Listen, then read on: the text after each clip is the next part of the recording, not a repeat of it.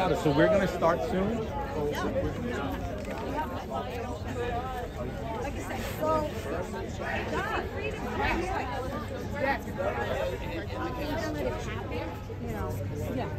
Like I said, it shouldn't be.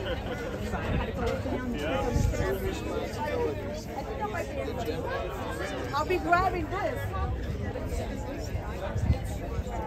We were asked to be here on the second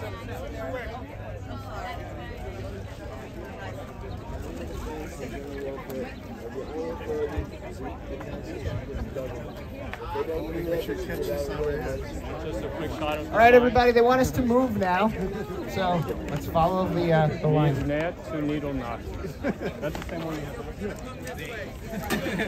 I want to know who they is. This is a good thing. This is a good thing. We're going to come closer to the courthouse. This is good. This is good. We're going to go. How you doing? We're going to come closer to the courthouse. This is a good thing.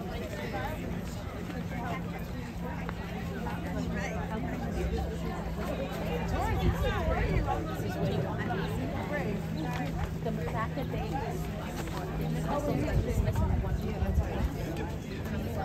yeah, not just letting us be it. I love your shirt. Thank you. I gave one to Michael. I have more, so maybe I'll get them made and bring more for you guys. Get rid of them all already. That's what I always tell my students we're doing it. We support movements, lawyers. We're holding the line so that people can I'll get one. What's press setting up?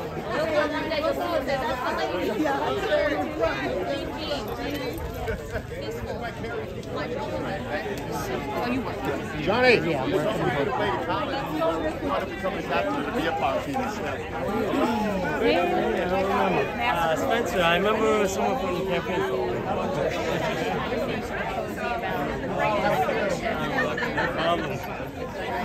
Hello. Hats again.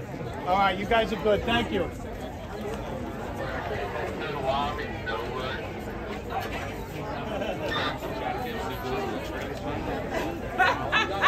Long time I've seen you guys. Absolutely. So They're not compliant. No, complying now with the natural immunity. I love it. The sexist That's the only thing.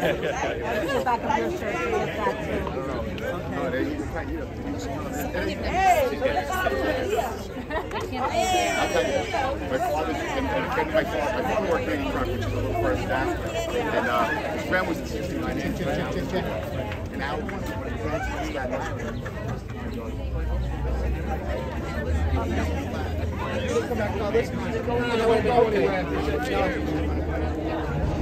Johnny, here's our boy right there. Mr. Sunshine, Kyle Lawson. That's the guy that wrote the fucking story. Hey, Matt. He's the guy that wrote the fucking story. You guys take these handles out to people? No, Got it. You handing those out? Yeah, I can do it because I'll be recording this film. You know how to I'm with you. I'm just saying, you know. You know how to just press the button. You know what? I'm gonna go ask him. I guess they kind of supported me, but bravest choice ever. It's nice. It's nice.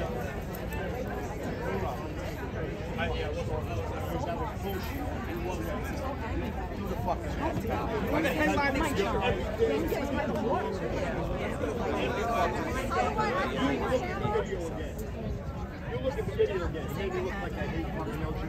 What the fuck did that have to do with this? You were the headline story. You're everything that journalism sucks about. This motherfucker. You know what?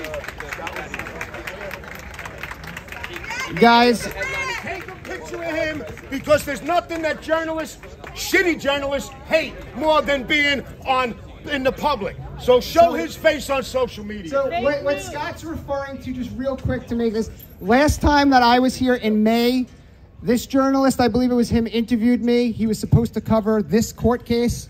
I don't think the Advance ever actually covered it. They don't do anything correctly, the Advance. They have me shadow banned on their entire platform while I was running for Congress. They blocked you when they asked if you'd support me. So the Advance is a tabloid. Let's leave US Weekly there. All right, to start the show, to start the rally here, I'm going to introduce a man who I'm pretty sure everyone here knows, Michael Caine. Give some words. And go from there. Good morning, New York. Thank you so much for being here. Make some noise. What a beautiful crowd. We love it. This is fantastic. My name's Michael Caine. I'm the founder of Teachers for Choice, and we've been fighting for medical freedom in New York City for 3 years. We have multiple cases in the court, all of them backed by Children's Health Defense. Give it up for Children's Health Defense.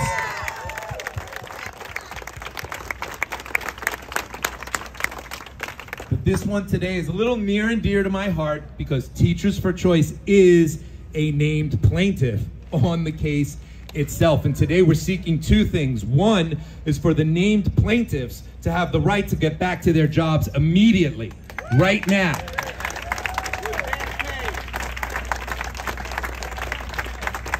And the second thing that we're seeking is to certify the first class action in the history of New York City for those of us who declined COVID vaccination.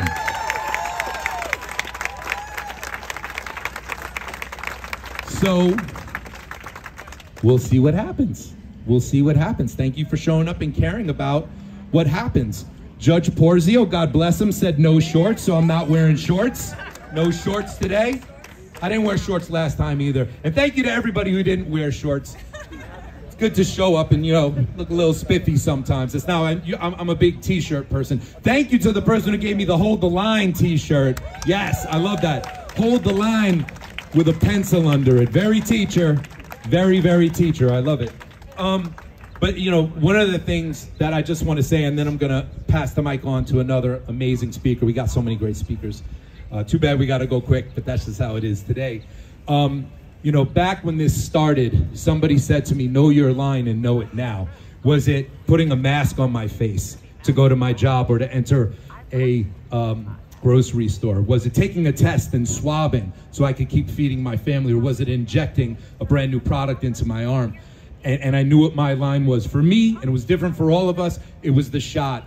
That was my line. I wasn't going to cross it. I discussed it with my family long before it happened. And the only person, the only prominent person who stood up and put his money where his mouth was and stood behind us was Robert F. Kennedy Jr. That's the one who stood with us then and still does. Give it up for Bobby Kennedy. There's a lot of great people who've done a lot of great things, but he is the only person seeking the office of president today that was at a New York Freedom Rally in Manhattan in 2021 with us, with fired workers, fighting for us, fighting for what was right when it was not popular. And because of that, Teachers for Choice has endorsed Robert F. Kennedy Jr. to be the next president of the United States. And we respect everybody's opinions. We're gonna have debates and arguments and people are gonna think different things. That's great, but right now, especially in this Democratic primary, we need Bobby Kennedy right there for sure. So thank you so much for being here. I'm gonna call up our next speaker, who is someone who has, I mean, I watched him from afar for a while when Staten Island was on fire. And I saw all of the stuff that he did as a fired medical professional, and he caught my attention, he caught my respect, he ran for Congress, he's always put his money where his mouth is. I give to you John Matlin.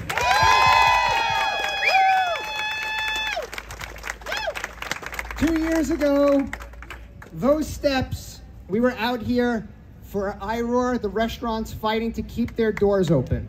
2 years ago. I want that to actually sink in, how many days that is. Also, 2 years ago, I took my last X-ray and CAT scan. I reapplied, and you know what they said? You can reapply. We're going to take away our mandate, and New York State's not enforcing it. It's all down by September or October, but we're gonna let you reapply. 34 days ago, I applied. I have heard nothing back. The same hospital I worked for still has endless overtime. They're pulling texts from different sites, and the community is suffering because when you go to get your x-rays now, there's no one there. Why?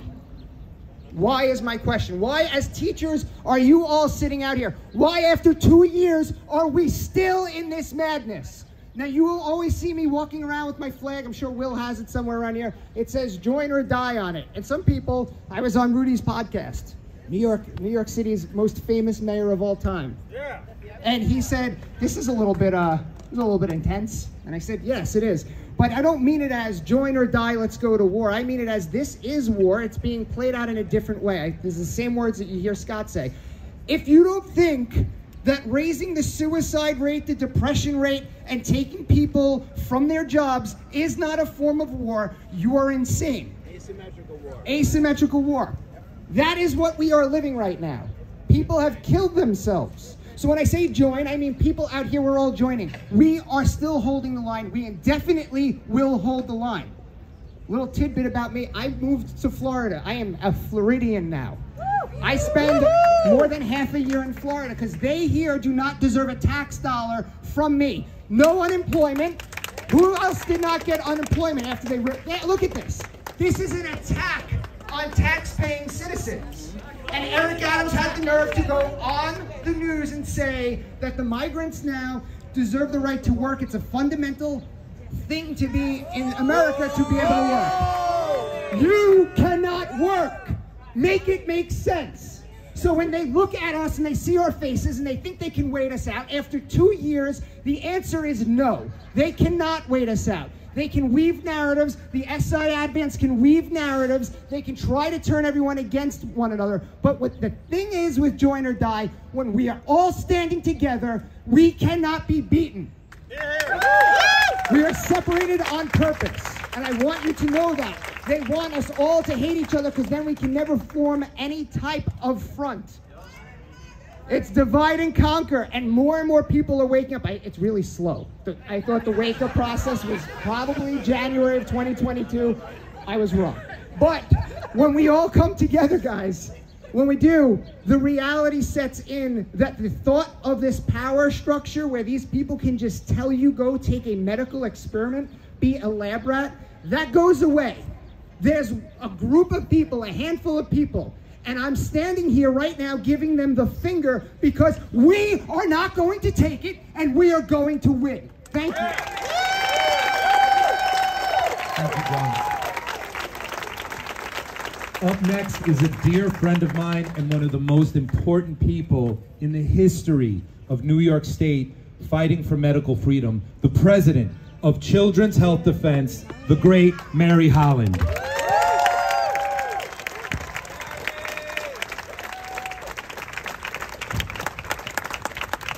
Thank you so much. And I'm so proud to be here. I'm so proud to stand with all of you because you're standing for what this country stands for. You're standing for freedom. You're standing for the children, your teachers, your firefighters, your people who supported and kept our community going. And it's beyond shameful what our government has done to you. So I'm representing Children's Health Defense. We are not a political organization. We do not endorse any political candidates. We are non-political, but we support our Constitution. And you have constitutional rights to the free exercise of religion. And that was absolutely abused by New York City. And we will not tolerate it, as the prior speaker said. And you should not tolerate it, and you have not. And I'm so proud that you've stood up for what is right in New York State. A huge personal cost. We know that you've lost your jobs. We know some people have suffered at home. We know people have lost health insurance. They've lost their homes. You've stood when it was not easy to stand. And I'm so proud to be with you. So Children's Health Defense has had the privilege of supporting several litigations here in New York. And let's be clear, New York and California have been the two states at the forefront of this assault on our constitutional rights and on our communities. So we here in New York State have been supporting the healthcare workers. We've been supporting the teachers. We've been supporting all New York City workers whose religious rights were abused through fake tribunals. So I'm really happy to be here today. I think many of you know about the work of Children's Health Defense, but I want to say a few words about it because I think your support is critical to us, and I hope that the work that we do is critical to you. So we engage in education, in advocacy, we're doing real science, and we're doing litigation like what we're going to hear today in this case. We have a daily newsletter that's free. Go to Children's Health Defense and sign up for the Defender. It will give you real information, particularly on what's been happening in COVID and post-COVID. But it's real information, it's cited, and I hope that you'll sign up for it because we need you to read it in order to get the word out. We also have a platform called CHD TV. We're putting out information on our platform with interviews with people like Michael Caine and Sujata Gibson, who you'll hear from every day. We have over 20 hours of content every week, and it's now on Roku, so you can actually watch it on your TV. You don't even have to watch it on your computer. So I think that, and we've interviewed many of the teachers and firefighters, I invite you to watch that. And now, this Saturday, we are launching the Children's Health Defense bus. It's called the Vax Unvax bus. Very exciting. And we're going to be interviewing people who've suffered vaccine injury around the country and other things, all of the indignities that we have suffered over the last 3 years. We want to hear from you, the people. And as the prior speaker said, we need to stick together. It's us, the people. And I do believe in we, the people. I believe in that wisdom. So I do a podcast every week, and my colleague, Polly Tommy, who's the leader on the bus, always says, pray big, stay firm, don't settle. And you all are, to me, the exemplification of that. Stand firm. What's the other one? Pray big. Pray big, don't settle. So thank you so much.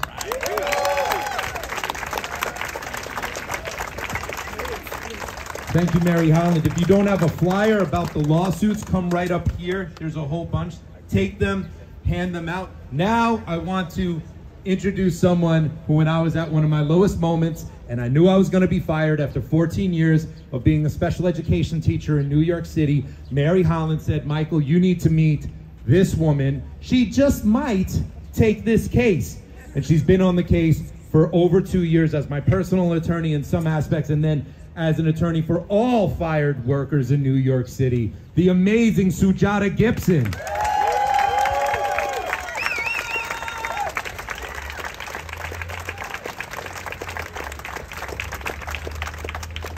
It is such an honor to be here today, and I am so grateful that all of you showed up at what is a very important appearance in the proceedings of these cases over the last couple of years. Can you hear me?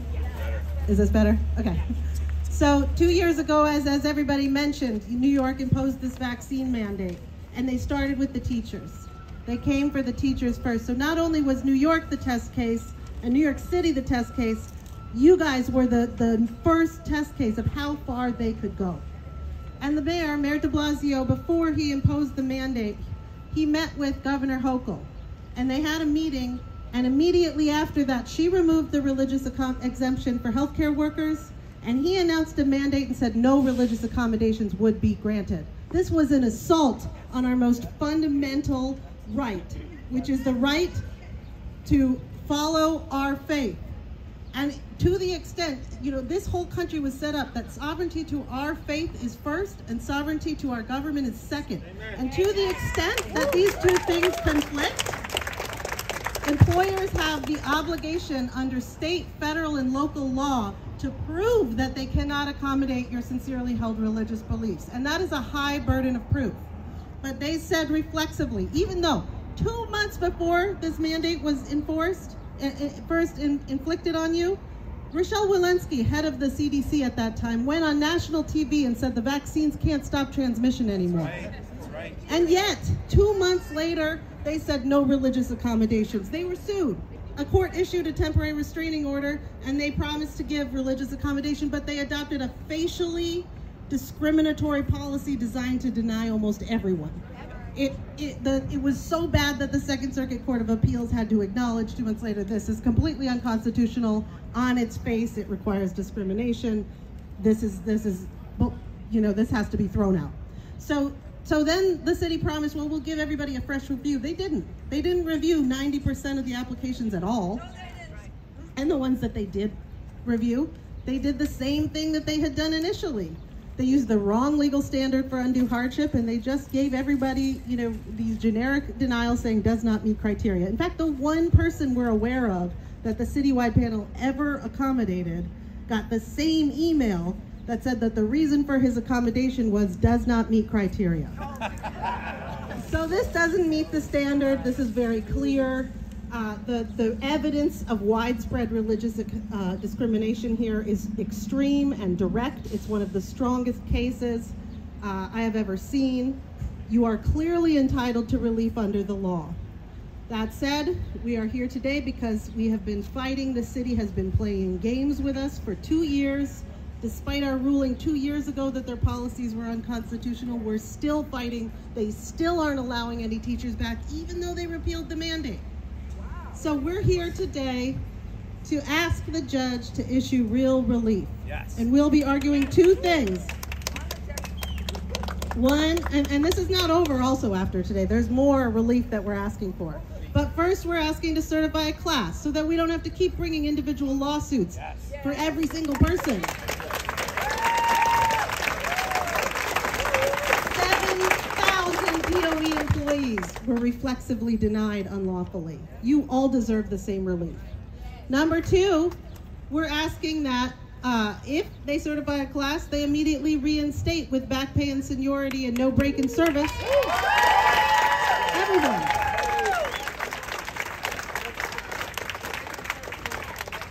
And that will not be the end, because we still have other claims that are going to be asking for pain and suffering and other relief for all the other damages and horror that they have inflicted on your lives.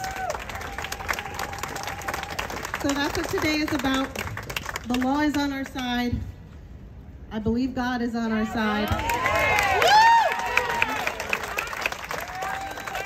And at this point, I ask you all that, this is a case about religious tolerance, and we all have sincere beliefs. We are all here. You are all suffered all of this for the last 2 years because your beliefs are so sincere that you have been willing to sacrifice your own personal lives and livelihoods for those principles.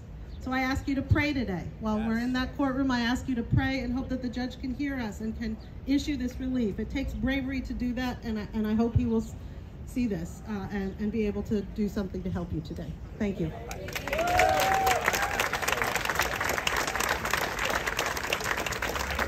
We're going to have two more speakers. When the case is done, we're going to convene down here again because we're going to want to hear from Sujata, the attorneys. We're going to want to hear what the update is. Sometimes they need to translate things that happen in court. So we're going to convene back down here. We have two more quick speakers, then we will go to head inside. The man I'm about to bring up is a Staten Island legend, and he promised me he was going to behave on the mic. I give to you Scott Lebedo. Come on up, Uncle Scotty.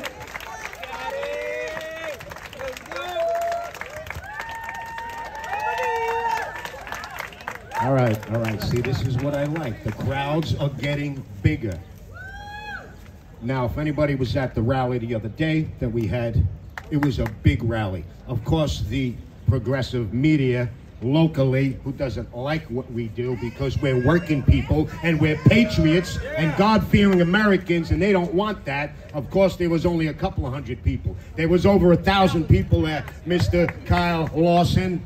Anyway, when I said the other day that we are at war, I continued this statement. But, of course, the local media wanted to make it look like something so powerful and violent that we are at war with these migrants, these illegal. We're not at war with them. I finished by saying we are at war with our own people in this country. The war is within. It is a hard, big word, war. But people, look what we have become. We are at war with the administration locally, statewide, federal. That border's wide open. Those illegal immigrants flooding in, young men of a military age should be fighting their regime. And they're flooding them in here for a reason. Crime, we watch it every day. We become numb to the violent crime every day in the cities. because of these liberal, woke, progressive policies that are trying to destroy us from within. That, to me, am I the only one? That's not an act of war. And the mandates, this whole thing. We were all scared in the beginning with COVID. I was petrified. We all were. Then after a certain amount of time, reality set in. And look at where we are. How the hell are we in front of this court right now in 2023? It's disgusting, is what it is. It is an act of war against the working class people. They want us to perish, to continue their agenda, whatever it is. So, my job has always been to get you off your butts and be at these battles. Some people will think, it's a small little thing, couple of teachers, give them a couple of that. This is part of me throwing pizza at City Hall. Seemed like a funny little thing. But again, so simple and minuscule. By throwing a couple of slices, that was a shot heard around the world, around the country, because it's not about the pizza. It's about the war against the small business and the working people. You understand? So before I leave, my job always has been and always will be to get off your butts and show up at these events. And I know people have jobs they cannot leave, but a lot of people can take the day off like our founding fathers did.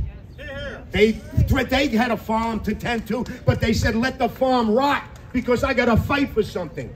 So we have to, this is how we win, I'm telling you.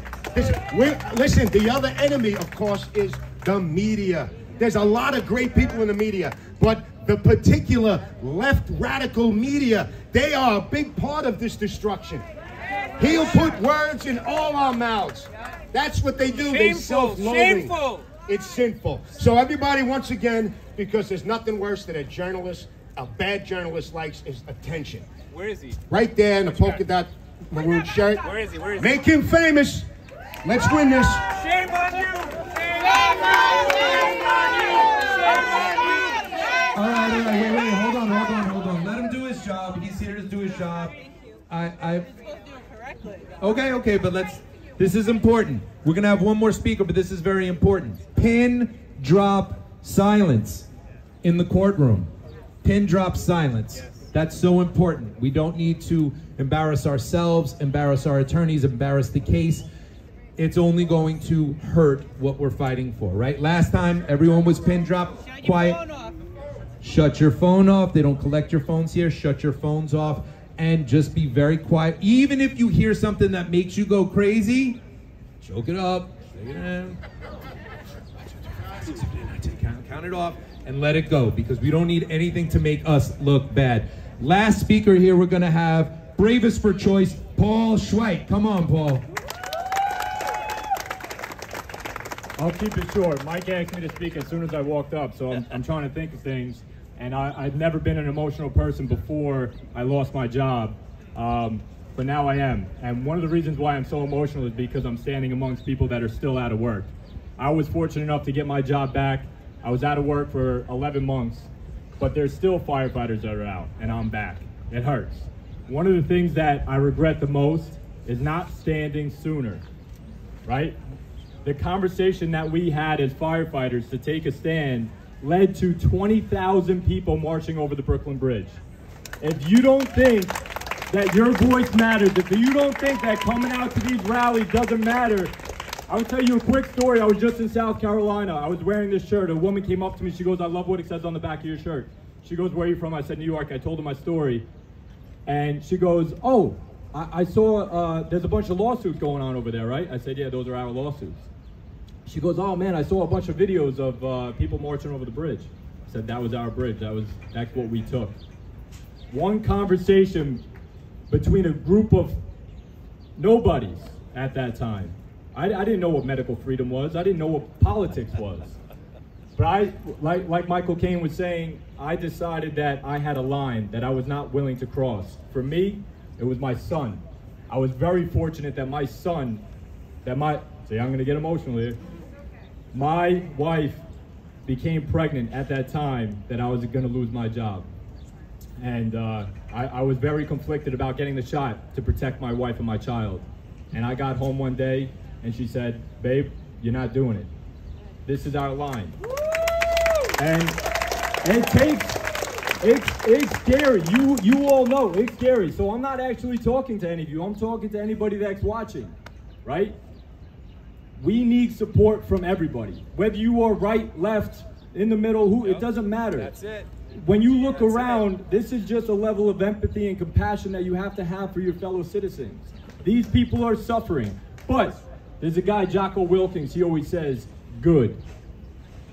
Good. Suffer. You know why? Because you grow. And through the suffer, you create all these connections. It's a beautiful, wonderful thing. I have best friends now that I never would have thought in my wildest dreams that I would connect with. This is my third time in Staten Island. You know, I never thought I would be. I passed right through. But, you know, I connected. We have leadership in the fire department right here. Years and years of service. We have a lieutenant, a retired battalion chief, and a lieutenant that's still out of work right now. When you talk about civil servants being out of work, what is that? What's the cause and effect? People are in danger, yes. Right? Safety. But even more importantly, I'll end with this. To the viewers, the reason why this is so important is because these teachers are molding and shaping the minds of children to lead our future.